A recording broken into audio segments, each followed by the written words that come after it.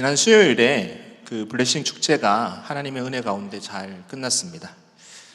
굉장히 많은 VIP들이 오셨고 또 예배와 집회 때 들려준 그 하나님의 말씀과 또 간증들은 많은 은혜가 되었습니다. 그들이 복음을 듣고 또 결신하는 모습도 귀한 하나님의 역사하심을 알 수 있는 귀한 시간이었습니다. 우리가 기도해야 될 것은 그 결신한 분들, 또 교회 오신 분들이 계속해서 교회 발걸음을 하고 그들이 영적으로 성장할 수 있도록 기도하시는 성도님들 되시길 바랍니다. 우리가 예수님을 믿고 신앙생활을 하면 마냥 좋고 형통한 일만 있는 것은 아닙니다. 때로는 어려움이 찾아오죠. 좋은 일만 있는 게 아니라 어려움이 찾아옵니다. 제가 청년 때 예수님을 믿었는데 그 군대에서 교회를 나가고 그 이후에 제대하고 나서는 교회를 나가지 못했습니다. 그 이유는 정말 교회를 나가고 싶었는데 저를 이끌어 줄 사람이 주변에 아무도 없었어요. 그래서 나가고 싶었지만 나갈 수 없었습니다. 그런데 어느 토요일 날 저녁에 이렇게 한 통의 전화가 왔어요.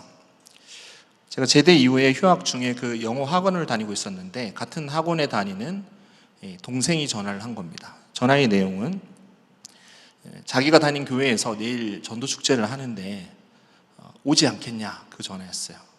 그래서 제가 그 다음 날 주일 날부터 시작해서 지금까지 교회를 잘 출석하고 있습니다. 저도 지금까지 오래됐죠.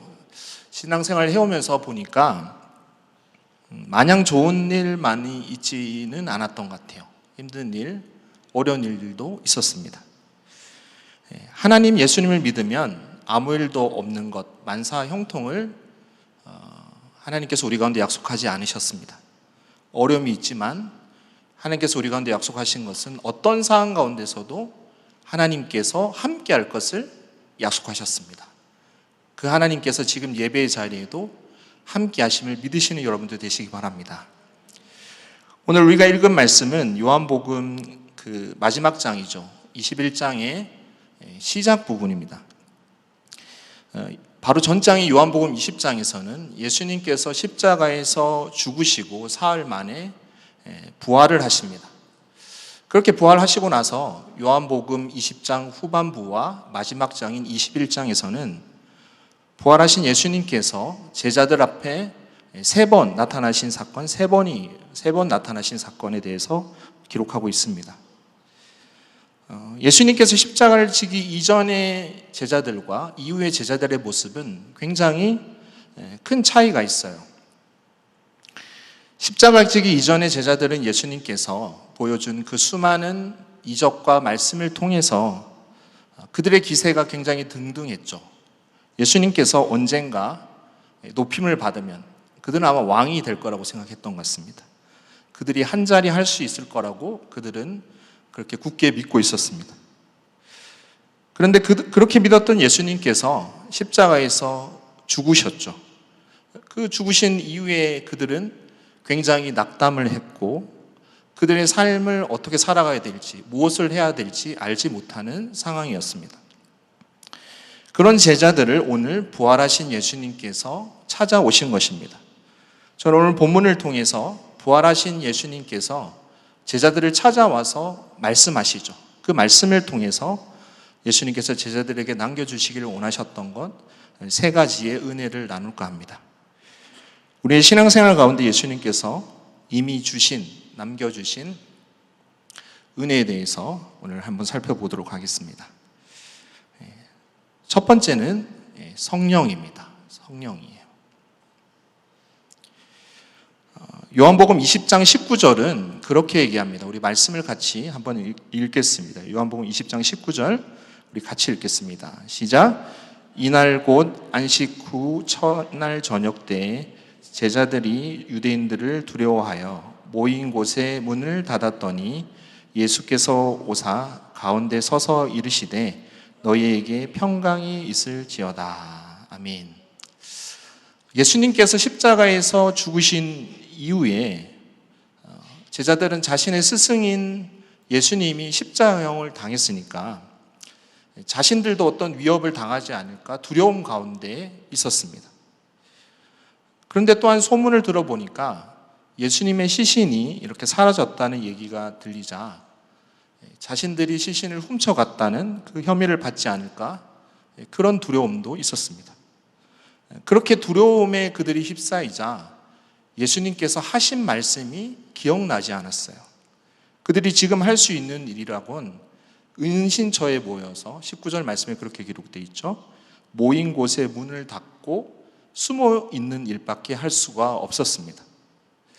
우리도 그런 상황이 있죠. 우리가 예수를 믿고 하나님의 자녀가 되었지만 나에 닥친 큰 어려움과 힘듦의 상황을 만날 때가 있습니다.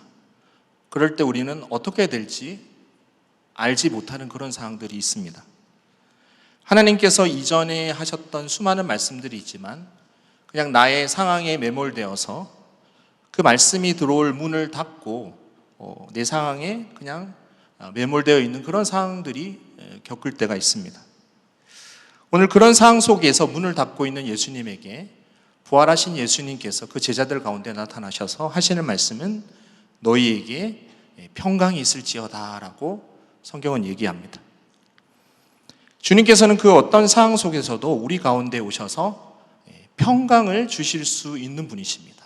어떤 상황 가운데 있을지라도 우리 가운데 평강을 주실 수 있는 분이십니다. 그 주님을 보고 제자들이 너무 기뻐해요. 그리고 나서 예수님께서 말씀하십니다. 요한복음 20장 21절 22절에는 이렇게 얘기합니다. 우리 같이 한번 말씀을 읽겠습니다. 시작. 예수께서 또 이르시되 너희에게 평강이 있을지어다. 아버지께서 나를 보내신 것 같이 나도 너희를 보내노라. 이 말씀을 하시고 그들을 향하사 숨을 내쉬며 이르시되 성령을 받으라. 예수님께서 제자들을 다시 세상으로 보내십니다. 그 이전에는 예수님께서 세상 속에서 하나님의 말씀을 전하고 하나님 나라의 복음을 전파했어요. 근데 예수님께서 십자가에 죽으시고 다시 부활하셔서 이제는 제자들에게 예수님께서 하신 일을 하도록 세상 가운데 보내십니다. 그런데 그 제자들을 그냥 보내시는 것이 아니라 그들 가운데 성령을 부어주시는 거죠. 성령을 보내주시는 거죠.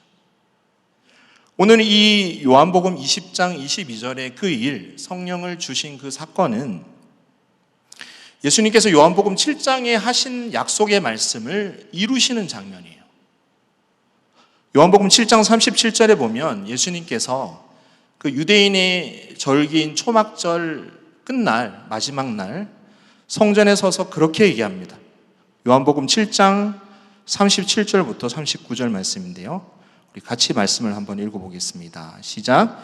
명절 끝날 곧 큰 날에 예수께서 서서 외쳐 이르시되 누구든지 목마르거든 내게로 와서 마시라.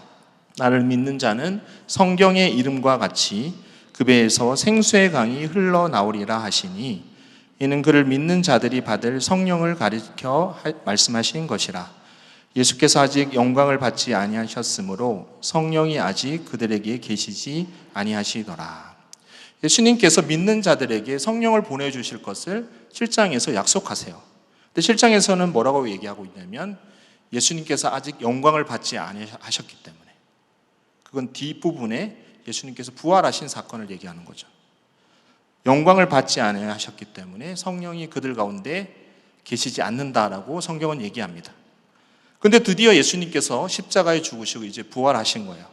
그 예수님께서 그들 가운데 오셔서 약속하신 것을 이루시기 위해서 두려움 속에 있는 제자들을 세상 속에 파송하면서 성령을 그들에게 부어주시는 장면이 바로 요한복음 20장 그 구절입니다.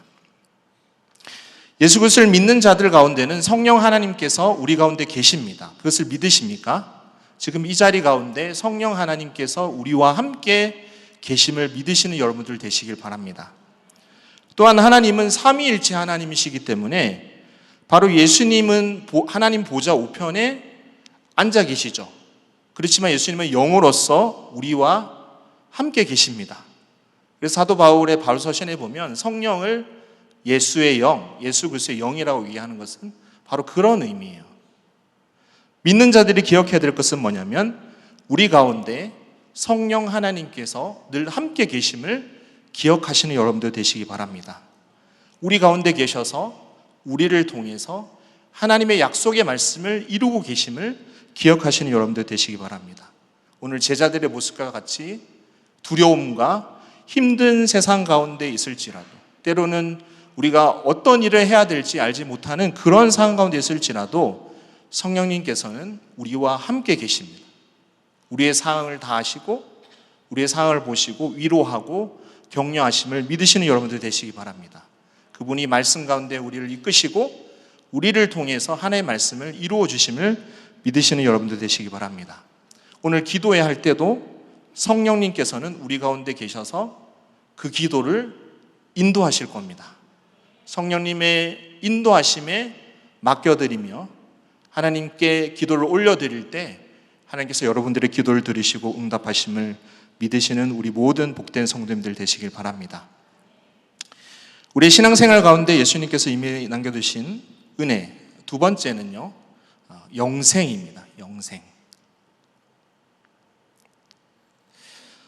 요한복음은 부활하신 예수님께서 제자들에게 찾아온 두 번째 사건으로 도마의 얘기를 합니다. 도마의 얘기를 해요.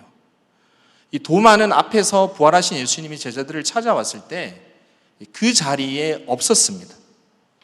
그래서 도마가 나중에 와서 보니까 제자들이 우리가 부활하신 주님을 봤다라고 얘기하니까 도마가 어떤 표현을 쓰냐면 내가 그의 손에 못자국을 보고 내 손으로 그 옆구리에 넣어보지 않고는 내가 그것을 믿지 않겠다라고 얘기합니다.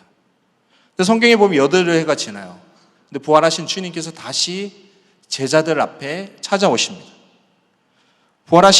주님이 부활하신 것을 믿지 않는 도마에게 주님께서 뭐라고 얘기하시냐면 요한복음 20장 27절에 이렇게 얘기합니다. 우리 같이 한번 말씀을 읽어보겠습니다. 시작.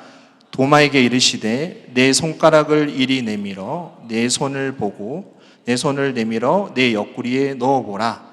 그리하여 믿음 없는 자가 되지 말고 믿는 자가 되라. 아멘. 부활하신 주님은 도마에게 자신의 그 못자국 난 손을 보여줘요. 그리고 이걸 보라는 겁니다. 그리고 도마의 손을 가지고 내밀어서 그 주님의 옆구리에 넣어보라고 얘기합니다. 그러면서 주님께서 얘기하시는 것은 믿음 없는 자가 되지 말고 믿는 자가 되라라고 성경은 얘기합니다. 우리가 예수를 믿고 살아간다고 하지만 때로는 도마처럼 믿음이 연약할 때가 많습니다. 믿음이 없을 때도 있죠. 우리가 꼭 도마처럼 표현을 하지 않아서 그렇지 주님께서 약속하신 말씀을 믿지 못할 때가 많이 있습니다. 하나님은 전지전능하신데 그분은 할 수 없어라고 생각되는 그 부분이 우리 생각 가운데 있어요. 얘기는 하지 않아서 그렇지. 하지만 주님은 그 주님의 모든 것을 우리가 믿기 원합니다. 주님을 믿기를 원해요. 오늘 그 도마의 사건을 얘기하면서 요한복음 20장 마지막 절인 31절에 보면 이 요한복음을 기록한 기록 목적에 대한 얘기를 합니다. 요한복음 20장 31절에 보면 이렇게 얘기해요. 우리 같이 말씀을 한번 읽어보겠습니다. 시작. 오직 이것을 기록함은 너희로 예수께서 하나님의 아들 그리스도이심을 믿게 하려 함이요 또 너희도 믿고 그 이름을 힘입어 생명을 얻게 하려 함이니라. 아멘. 이 요한복음의 기록 목적은 예수님을 믿게 하는 것이고 또한 그 이름으로 인해서 생명을 얻게 하는 것이라고 기록 목적에 대한 것을 마지막 구절에 얘기합니다. 바로 예수님을 믿고 예수님으로 인해서 생명을 얻게 하려고 이 성경을 기록했다는 거예요. 요한복음 10장 10절에 예수님께서 이런 말씀을 하셨어요. 도둑이 오는 것은 도둑질하고 죽이고 멸망시키려는 것뿐이요 내가 온 것은 양으로 생명을 얻게 하고 더 풍성히 얻게 하려는 것이니라 라고 얘기합니다. 예수님께서 이 땅에 오신 것은 우리 가운데 생명을 주시고 그 생명의 은혜를 풍성히 누리게 하기 위해서 오신 것입니다. 세상은 우리를 계속해서 죽이고 멸망시키는 것뿐인데 주님은 도리어 우리 가운데 생명을 주시고 그 생명의 은혜를 풍성히 부어주고 계신 분임을 믿으시는 여러분들 되시기 바랍니다. 근데 중요한 것은 우리가 예수님을 믿어야 되는 겁니다. 믿어야. 천리역정에서 보면 그 주인공 크리스천이 천성을 향해서 계속 길을 나아가죠. 근데 천성에 도달하기 전에 이 작은 믿음씨라는 사람을 만나요. 그는 믿음이 작았기 때문에 어떻게 표현하냐면 그를 보니까 강도에게 가진 것을 빼앗긴 상태라고 얘기합니다. 그에게는 하나 남아 있는 게 있었는데 겨우 구원받을 믿음을 가지고 있었던 것입니다. 그는 믿음이 있어도 사용하지 못해서 구걸하면서 아주 불쌍한 모습으로 천성에 갔다라고 천리역정에 기록되어 있어요. 하나님께서 우리가 예수님을 믿음으로 주시길 원하는 생명은 죽음에서 우리를 살리는 생명입니다. 그래서 우리가 예수님을 믿어야 되는 거예요. 그 우리에게 주신 영생을 통해서 하나님은 우리의 삶 가운데 생명의 풍성한 은혜를 누리길 원하세요. 단지 영생이라는 것은 영원히 사는 것을 얘기하는 것이 아니라 하나님의 생명을 우리 가운데 주신 것입니다. 그 영생 안에 하나님의 모든 풍성한 것이 다 들어가 있는 거예요. 여러분들의 삶 속에서 믿음을 통해서 그 영생 안에 있는 생명의 은혜를 풍성히 누리시는 우리 귀한 성도님들 되시길 바랍니다. 예수님께서 우리 가운데 이미 예수님을 믿음을 통해서 영생이 주어졌음을 믿고 그 믿음을 통해서 생명의 은혜를 풍성히 누리며 나누어주는 복된 우리 성도님들 되시길 바랍니다. 마지막으로 우리 신앙생활 가운데 예수님께서 이미 남겨두신 은혜 세 번째는요. 첫 번째는 성령, 두 번째는 영생, 세 번째는 사랑입니다. 사랑. 오늘 우리가 시작할 때 읽은 본문은 그 부활하신 예수님께서 제자들에게 나타난 마지막 세 번째 사건을 얘기하는 거예요. 1절에 이렇게 기록되어 있습니다. 우리 1절 말씀 같이 한번 읽겠습니다. 시작. 그 후에 예수께서 디베라 호수에서 또 제자들에게 자기를 나타내셨으니 나타내신 일은 이러하니라. 아멘. 그 후에 디베라 호수, 갈릴리 바다죠. 갈릴리 바다에서 예수님께서 제자들에게 나타나신 사건입니다. 여기 1절에 그 후라는 것은 이미 앞에 사건을 통해서 제자들은 부활하신 주님을 보았습니다. 그런데 오늘 본문에서 베드로가 제자들과 모여 있는데 3절에 보면 나는 물고기 잡으러 가겠다라고 이야기합니다. 물고기 잡으러 가겠다. 다른 제자들이 베드로 얘기를 들으니까 자기도 따라가겠다고 해서 그들은 주님을 만나기 이전에 물고기를 잡는 어부가 돼요. 원래 어부였던 그들은 돌아가서 물고기를 잡았는데 한 마리도 잡지 못했어요. 오늘 본문의 이 상황은 부활하신 주님을 보고도 원래대로 돌아가 버린 제자들을 성경은 얘기하고 있습니다. 예수님은 그들을 사람 낚는 어부로 불렀죠. 근데 지금은 오늘 21장에서는 그들은 다시 자신의 삶을 위한 어부, 물고기를 잡는 어부가 되어버린 것입니다. 왜 그랬을까요?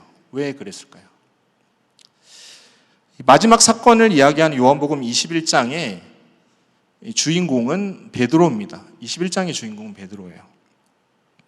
부활하신 주님을 보고도 물고기 잡으러 가겠다고 베드로가 그 이야기를 제일 먼저 시작했어요. 베드로는 예수님께서 잡히시기 전에 주님 앞에서 자신의 목숨도 버릴 수 있다라고 그는 얘기했습니다. 자신당당하게 얘기를 했어요. 그런데 베드로는 얼마 이후에 예수님이 잡히고 나서 예수님을 3번이나 부인한 인물입니다. 베드로가 부활하신 주님을 만난 것은 어떻게 보면 그 순간이 자신의 처지를 깨닫는 시간이었던 것 같아요. 제 생각에는. 제가 이렇게 묵상하면서 보니까. 소위 베드로에게 그 현타가 온 거죠. 현실 자각 타임이 온 거예요. 자신의 현실을 자각하는 타임이 온 겁니다. 이전에 베드로는 당연히 주님을 따라갈 수 있고 목숨도 버릴 수 있다고 자신당당하게 이야기를 했습니다.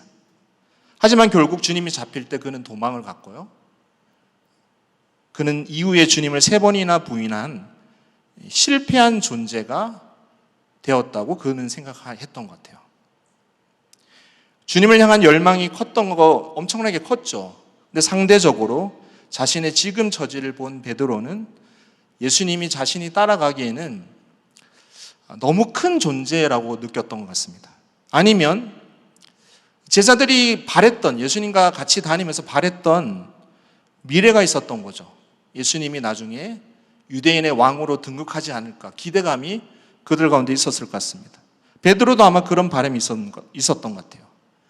근데 지금의 자신의 처지, 베드로의 지금의 처지, 제자들의 처지는 자신이 생각했던 그것과 현실과는 너무나 거리가 있었던 겁니다. 예수님이 부활하셨지만 제자들은 미래가 어떻게 될지 알지 못하는 상황이었습니다. 그래서 자신들의 현실을 바라보게 된 거죠. 그들은 지금을 살아가야 됐어요. 지금을. 미래가 중요한 게 아니라 지금을 살아가야 됐습니다. 그래서 베드로는 원래 하던 일, 어부가 아마 자신의 일에 맞다고 생각했던 것 같아요. 자신은 너무 나약한 사람이고, 자신은 주님을 부인한 사람이고, 그런 자신이 예수님을 따라간다는 것은 가능하지 않는 일이라고 저는 생각했던 것 같아요. 우리도 때로는 그런 일이 있지 않은지, 하나님께서 우리를 하나님의 자녀로 구원하셨습니다. 근데 우리가 맞닥뜨리는 현실이 있는 거죠. 그러면서 나의 처지를 생각하는 겁니다. 이 성경의 말씀과 나의 모습은 너무 괴리가 큰 거예요. 때로는 성경의 말씀을 읽을 때 내 자신을 바라보면 나 자신이 싫을 때도 있습니다. 그러지 못하는 나의 모습. 그리고 나의 상황은 전혀 나아지지 않는, 나의 모습도 그렇고 나의 현실도 전혀 나아지지 않는 그 상황이 계속되어지면 그냥 그렇게 생각할 수 있을 것 같아요. 예전처럼 살아야지. 세상 사람들 다 그렇게 사는데 나도 그렇게 사는 것이 맞다라고 생각할 수 있는 것입니다. 오늘 그런 베드로와 제자들에게 부활하신 예수님께서 세 번째로 다시 찾아오십니다. 근데 예수님은 제자들을 책망하지 않으세요. 그들에게 아침을 대신 지어주십니다. 그리고 오늘 본문의 주인공인 베드로에게 이런 질문을 하십니다.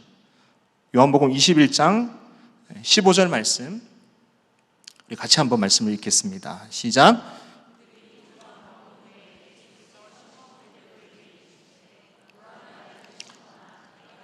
사람들보다 나를 더 사랑하느냐 하시니 이르신 주님 그러하나이다. 내가 주님을 사랑하는 줄 주님께서 아시나이다. 이르시되 내 어린 양을 먹이라 하시고. 그 시몬은 베드로의 그 원래 이름이에요. 원래 이름. 주님이 베드로의 그 이름을 부르신 것은 베드로의 지금의 상황을 얘기하고 있다고 생각합니다. 이런 얘기죠. 베드로야, 너는 너 자신을 별 볼 일 없는 사람이라고 생각하지만 하나는 물어볼게. 너는 나를 사랑하느냐? 이 질문을 하고 있는 거예요. 베드로가 대답합니다. 주님, 제가 주님을 얼마나 사랑하는지는 주님께서 아십니다. 이렇게 답해요. 근데 주님께서 한 번만 물으신 게 아니라 세 번을 물으세요. 처음에는 굉장히 가볍게 답을 했을 수도 있어요. 근데 세 번을 물으니까 이 세 번째 성경에서는 베드로가 근심하며 대답했다고 얘기합니다. 그러면서 이렇게 대답합니다. 주님, 모든 것을 아시오매 내가 주님을 사랑하는 줄 주님께서 아십니다. 이렇게 답해요. 저는 이 베드로의 대답의 의미는 이런 의미라고 생각합니다. 주님, 감히 내가 주님을 사랑한다고 얘기하는 것 자체가 부끄러운 사람이지만 제가 주님을 사랑하는 그 마음을 내 자신도 어쩔 수가 없다는 그 사랑의 고백을 베드로가 지금 하고 있는 거예요. 그 베드로에게는 주님의 사랑의 회복이 필요했던 겁니다. 실패하고 낙담하고 더 이상 주님을 따를 수 없다고 생각하는 베드로를 부활하신 주님께서 찾아오셔서 그에게 알려주십니다. 주님은 베드로의 고백을 통해서 주님이 베드로를 얼마나 사랑했는지를 그 기억을 회복시켜 주는 거예요. 결국 주님의 사랑이 회복된 베드로는 이후에 그의 평생 동안 주님을 위해서 헌신을 하게 됩니다. 여러분들은 주님을 사랑하십니까? 사랑하지 않으세요? 저는 사랑합니다. 여러분들이 앞으로 어떤 상황 가운데 처할지라도 하나님의 자녀인 우리의 마음 가운데 없애지 못하는 한 가지가 있어요. 그것은 무엇이냐면 주님의 그 크신 사랑이 우리 마음에 기록되어 있음을 믿으시기 바랍니다. 예수님의 십자가를 우리가 예수님을 믿음을 통해서 주님의 사랑이 우리 마음 가운데 새겨져 있음을 기억하시기 바랍니다. 때로는 우리의 처지 때문에 그것을 피하고 싶을 때도 있어요. 우리가 도망치고 싶을 때도 있지만 주님의 사랑은 절대 피할 수 있는 것이 아닙니다. 주님께서 우리 가운데 부어주신 그 사랑을 다시 기억하고 주님 앞에 나아가시는 우리 복된 성도님들 되시길 바랍니다. 주님은 우리 가운데 사랑을 부어주시길 원하고 그 사랑으로 어떤 상황 가운데서도 우리를 회복시킬 수 있는 분임을 믿으시는 여러분들 되시기 바랍니다. 우리가 주님을 따라가다 보면 평탄함만 있는 게 아니에요. 삶의 위기가 닥칠 때가 있습니다. 뜻하지 않았는데 나에게 어떤 내가 병에 걸릴 수도 있고 나의 가족이 어떤 병에 걸릴 수도 있습니다. 때로는 재정적인 위협 때문에 지금을 살아가기 힘든 사람들도 있습니다. 어떤 문제는 너무 커서 도무지 어떻게 해야 될지 방법을 알지 못할 때도 있어요. 때로는 제 가운데 있는 것 때문에 그것에 벗어날 수 없어서 너무 괴로울 때가 있습니다. 중독에 빠져서 힘들어하는 사람들도 있어요. 도박 중독, 알코올 중독, 음란함의 중독, 아니면 주식에 대한 중독 때문에 그것에 벗어나고 싶은데 어떻게 하지 못하는 그런 사람들도 있습니다. 때는 우리 삶은 괜찮은데 그냥 살아가는 건 문제가 없는데 신앙의 위기를 만날 때도 있어요. 신앙생활이 매너리즘에 빠져 있을 수도 있습니다. 신앙생활이 간격이 없고 그냥 귀찮은 종교 활동에 지나지 않을 수도 있습니다. 그런 상황 속에서 우리는 본문의 제자들처럼 두려움에 빠질 수 있어요. 두려움으로 인해서 주님을 보지 못하고 약속하신 말씀이 전혀 기억나지 않는 현실의 상황에 갇혀서 살아갈 수도 있습니다. 때로는 믿음 없는 모습을 우리가 가질 때가 있어요. 하나님의 말씀 분명히 얘기하셨는데 하나님이 있다는 것을 이전에는 믿었는데 내가 그 말씀이 믿어지지 않을 때가 있습니다. 때로는 주님 말씀하신 것과 나의 현실을 바라보니까 너무나 큰 차이가 나서 낙담될 때가 있습니다. 나의 현실을 자각할 때가 있는 거죠. 주님은 보이지 않고 세상만 보이는, 그러면서 나는 그렇게 생각할 수 있습니다. 내가 무슨 하나님의 자녀야? 세상에 찌들려서 그냥 이제 다 싫다라고 생각될 때가 있어요. 그런데 여러분들이 꼭 기억하셔야 될 것은 무엇이냐면 우리가 하나님의 자녀가 됐다는 것은 주님으로 인해서 건널 수 없는 강을 이미 건넌 것과 동일하다는 사실을 기억하시기 바랍니다. 원래는 우리의 힘으로 건널 수가 없었는데 예수님으로 인해서 그 강을 이미 건넌 거예요. 누가 뭐래도 세상에 어떤 사람이 아니면 사단이 뭐라고 얘기하더라도 예수 그리스도를 믿는 여러분들은 하나님의 자녀임을 기억하시기 바랍니다. 그렇기 때문에 주님께서 끝까지 책임을 지시는 것입니다. 오늘 그런 처지에 있는 제자들에게 부활하신 주님은 나타나셔서 그들을 찾아오셔서 회복시키십니다. 바라옵기는 우리는 삶 속에서 주님께서 우리에게 주신 그 풍성한 은혜를 다시 기억하며 나가시길 바랍니다. 성령님께서 여러분들 가운데 계시다는 그 사실을 기억하고 믿음으로 나가시길 바랍니다. 하나님께서는 이미 여러분들 가운데 생명의 은혜를 주셨음을 기억하며 믿음으로 그 은혜를 풍성히 누리시는 여러분들 되시기 바랍니다. 그리고 마지막으로 기억해야 될 것은 주님이 여러분들을 얼마나 사랑하는지 그 주신 사랑을 기억함을 통해서 주님 앞으로 다시 나가시는 여러분들 되시기 바랍니다.